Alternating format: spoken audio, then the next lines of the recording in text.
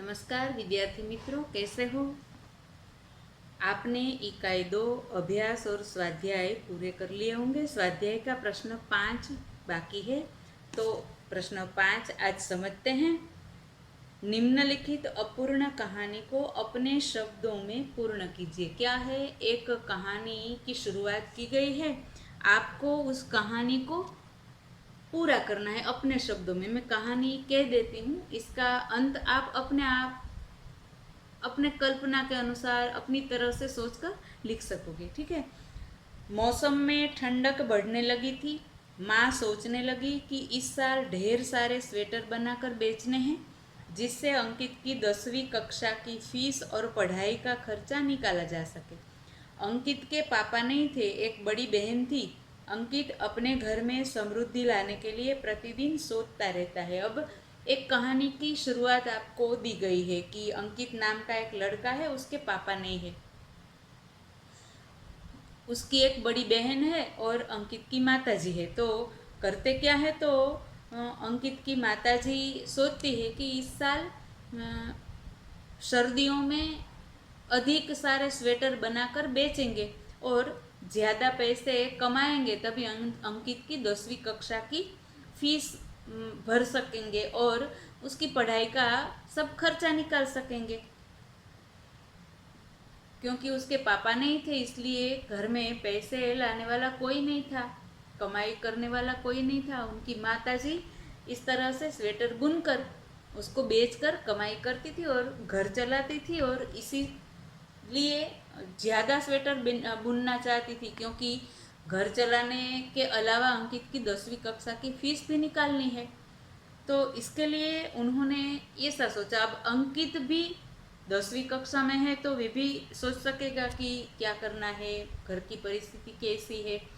तो घर की समृद्धि बढ़े, घर में समृद्धि आए, इसके लिए अंकित भी सोचता रहता है।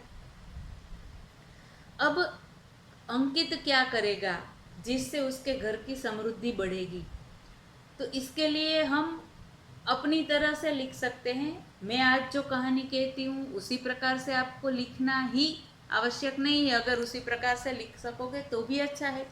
तो अंकित ने क्या किया, तो अंकित ने कक्षा 10वीं में बहुत अच्छी तरह से पढ़ाई की और पूरे राज्य में प्रथम आया। अब क्या हुआ, तो अंकित पढ़ाई में तेज था। 9वीं कक्षा में भी उसका परिणाम बहुत अच्छा था, उसे बहुत अच्छे अंक मिले थे। इसलिए उसके आचार्य ने उसकी 10वीं कक्षा की फीस भी भरने के लिए नहीं कहा था। उसके आचार्य ने कहा था कि उसकी फीस हम माफ़ कर देंगे। तो 10वीं कक्षा की फीस नहीं भरनी पड़ी। फिर आगे अंकित ने पूरे राज्य में प्रथम क्रमांक प्राप्त किया, उसका प्रथम नंबर आया। तो राज्य सरकार की ओर से अंकित को आगे पढ़ाई के लिए पूरी तरह से फी माफ करके पढ़ने के लिए पूरी तरह से उसकी व्यवस्था की गई। अब क्या हुआ, तो अंकित के पढ़ाई के खर्च के लिए उसकी माँ को और ज़्यादा कुछ मेहनत ना करनी पड़ी।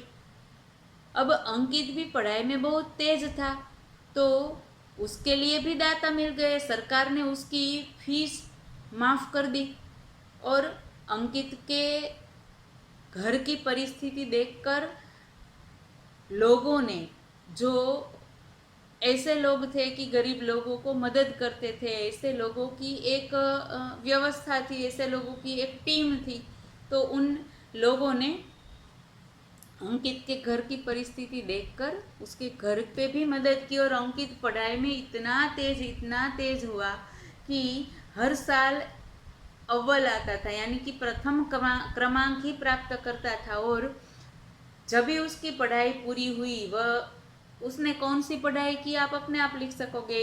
इंजीनियर बना या डॉक्टर बना या वकील बना, या उसने चार्टर्ड अकाउंटेंट किया, जो भी आप लिखना चाहो, शिक्षक बना, जो भी लिखना चाहो लिख सकते हो। तो इस तरह से अपनी पढ़ाई पूरी करके वह अच्छी नौकरी में लग गया और घर में समृद्धि लाकर ही रहा। इस तरह आप इस कहानी को पूरी करोगे। ठीक है, आप अपनी तरह से कर सकोगे। ठीक है, अब अभ्यास पूरा हुआ।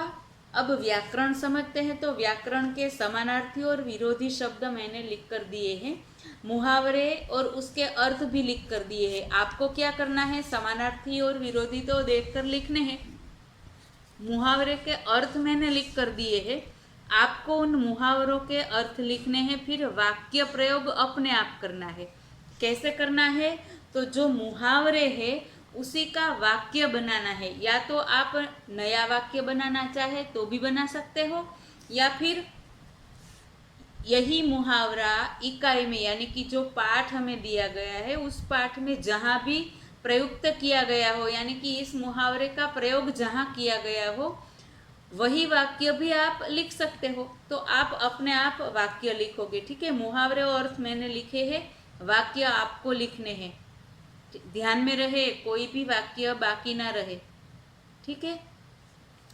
अब मुहावरे के बाद है शब्द समूह के लिए एक शब्द, तो इसका तो मैंने उत्तर भी आपको लिख कर दिया है। अब हमारी इकाई 2 पूरी हो गई, पूरी, यानी कि हमने अभ्यास, स्वाध्याय, व्याकरण आदि सब कुछ लिख लिया। अब क्या करते हैं, तो इकाई 3 के बारे में थोड़ी बात करते हैं, फिर अगले क्लास में इकाई 3 समझेंगे ठीक पूरी तरह से।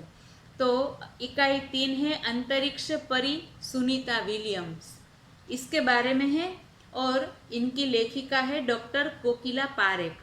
तो इनका परिचय हम यहाँ ले लेते हैं, फिर बाद में इकाई समझेंगे। डॉक्टर कोकिला पारेख का जन्म सन 1954 में गांव उवारसद, जिला गांधीनगर में हुआ था।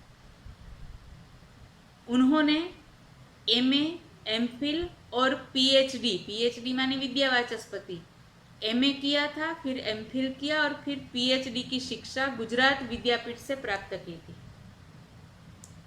उन्होंने गुजराती और हिंदी दोनों भाषाओं में लेखन कार्य किया है, और अध्यापन के साथ, अध्यापन कार्य मानी पढ़ाने का काम, अध्यापन के साथ समाज सेवा भी की है, और समाज सेवा में भी उन्होंने बहुत योगदान दिया है।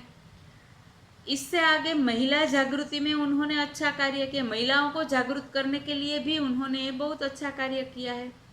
हिंदी प्रचार प्रसार में भी उनका योगदान है, हिंदी भाषा का प्रचार करना और हिंदी भाषा का प्रचार प्रसार करना, ये जो कार्य हो रहे हैं उनमें भी उन्होंने अपना योगदान दिया है। आजकल डॉक्टर कोकिला पारेख गुजरात विद्यापीठ अहमदाबाद में रीडर के पद पर कार्यरत है, माने रीडर के पद पर नौकरी कर रही है, ठीक है। तो यह पाठ उन्होंने हमें किसके बारे में बताया है, तो सुनीता विलियम्स के बारे में। तो अंतरिक्ष यात्री कौन कौन से है, अंतरिक्ष यात्रियों में किस तरह से काम करना उसका पैशन होता है, उनका बहुत लगन के साथ काम करने का एक जुनून होता है, इन सब बातों के बारे में हमें बताया गया है। इससे आगे सुनीता विलियम्स के जीवन, उनकी शिक्षा, अंतरिक्ष यात्रा के लिए परीक्षण, प्रशिक्षण, अंतरराष्ट्रीय स्पेस स्टेशन, सुनीता विलियम्स के अंतरिक्ष रिकॉर्ड आदि सब के बारे में बताया है। और अहमदाबाद में जब सुनीता विलियम्स आई और छात्रों को उन्होंने प्रेरणा दी, यानी कि सुनीता विलियम्स ने छात्रों के साथ बातचीत की, लड़कियों और महिलाओं के लिए गौरव, प्रोत्साहन और अंतरिक्ष यात्रा में उनके द्वारा की गई खोज आदि सब बातों के बारे में भी इस इकाई में हमें बताया गया है। तो अंतरिक्ष की परी कही जाती है सुनीता विलियम्स, और सुनीता विलियम्स के बारे में अब अगले क्लास में हम समझेंगे।